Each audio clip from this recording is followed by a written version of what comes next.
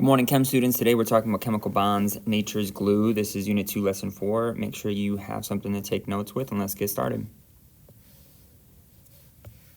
Okay, so what we are talking about today is this question. How are the properties of materials influenced by their atomic structure? Okay, so we have different things like table salt or a diamond, very different, or even a wire that can conduct electricity, okay? So there are different types of bonds, and it gives materials different properties like strength or maybe adding flavor or something like that, okay? Our objectives for today are to explain, how bonds form between atoms, and we're comparing types of chemical bonds. So you want to make sure you get notes later on today specifically on this.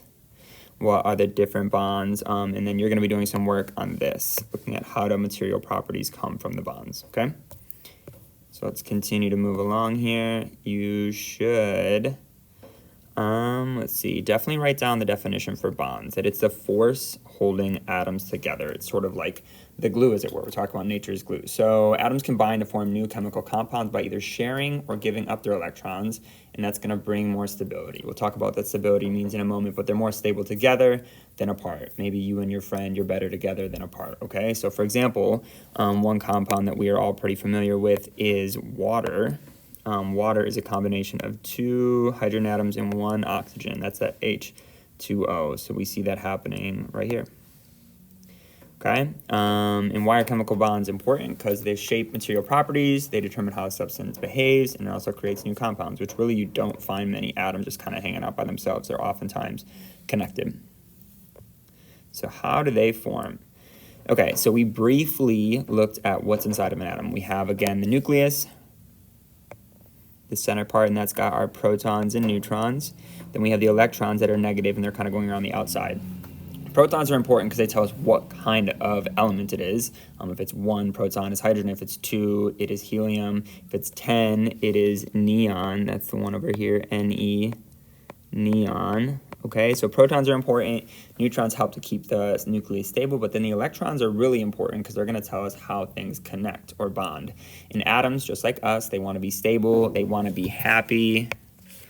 And the way they're going to do that is by having a full outside layer or shell of electrons, okay? This is known as the octet rule. If you want to write your notes, octet rule tells us that atoms are most stable when they have a full outer electron shell.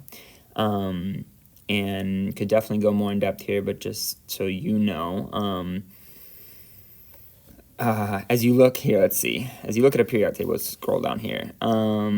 You add electrons in each group. So remember that the groups are, now I'm tripping on myself about whether it's a group or a period. Somebody call me if I'm saying it wrong. But either way, the rows are adding up these new layers. So you see here, hydrogen has 1 in its electron shell, then helium has 2.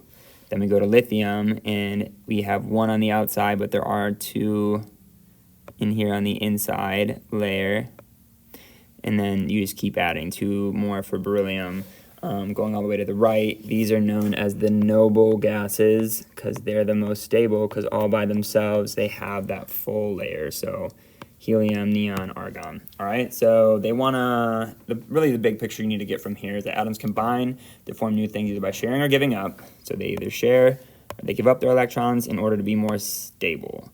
So the octet rule, there's more to it, but really for what you need to know right now, it's that they want to be stable. And in order to be stable, they're going to share or give up things. And what they're sharing or giving up specifically are electrons, okay? So you also need to know what chemical and physical properties are. Might be helpful to pause here and quick write down the difference between a chemical and physical property. Chemical things you only observe when a substance undergoes a chemical change. So if it's flammable or acidic, okay? Physical properties are more like melting point. At what temperature does it go from being a solid to a liquid? Boiling point. At which point does it become a gas, okay? Malleability we'll talk more about with metallic bonds, and then conductivity is, does it conduct, that's an N, conduct electricity, okay? We're going to focus on physical properties of bonds because chemical is just not something we need to talk about right now. So the 3 types of bonds we have: ionic, covalent, metallic. let's go a little bit more in depth with that. So ionic bonds are a type of chemical bond where an atom donates an electron. So this is that giving up. They're not really sharing here. One is transferring its electrons to something else, and this is between metals and nonmetals. If we go back up here, the nonmetals are going to fall to the right on our periodic table. So these will be your non-metals. And then your metals are going to be up over here on the left. Okay, things to the left. So you find that these ionic bonds happen between things that are here. Let me just get a highlighter instead. Here on this side, and they're going to give up their electrons to things here on the right. So they'll combine, okay? Table salt, we'll talk about more later, is a combination between sodium and chlorine, NaCl, and sodium's giving its electron to chlorine. So ionic bonds, they have high melting points and a crystal lattice structure. We'll be looking more at that specifically in, I think, the next couple lessons here. So make sure you know the definition of an ionic bond, that it happens between metals and nonmetals, and this one is that transfer, or one's donating, so they're not sharing here. Here's a common example, table salt. Okay, covalent bonds. This one is where they're going to share electrons, okay? So this only happens between nonmetals, so things on the right side of the periodic table. These are going to form strong bonds with low melting points, so they are normally going to be found as either liquid or gas, but they are a strong, stable bond, okay? And again, those are happening, if we go back up here to our periodic table, things on the right side. So this side of the periodic table are going to form covalent bonds. All right. Common example of that is water. Water is H2O. So they are going to share the electrons in this setup. So make sure you have the definition for covalent bonds. Okay, metallic bonds. These are forces that hold atoms together in a metallic substance. The way this works is you have a whole bunch of metallic things together. So let's just do iron. Iron is Fe. It's a Latin name. I think it's like ferric or something like that. Ferrous. So a whole bunch of iron, okay? And there's just these electrons kind of floating around in here. There's like a sea of electrons that are always sort of moving around. These little dots are the electrons. And so they are really just connected by the fact that they're sharing. Delocalized just means they're not in one specific location.